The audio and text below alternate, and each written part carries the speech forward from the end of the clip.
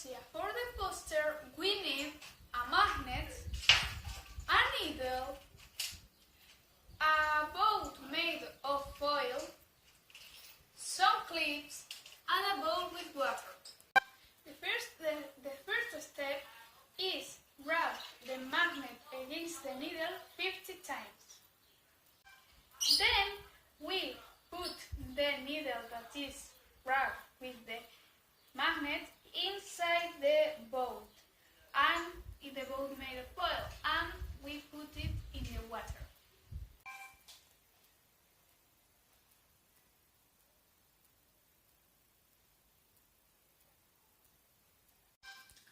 As you can see, the needle has point to the north, because the Earth is a big magnet, and the needle is attracted by the center of the Earth. Well, now if we use the magnet, the boat and the needle will follow the magnet.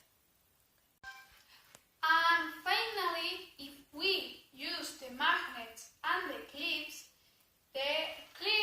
will make a chain because the magnetism of the magnet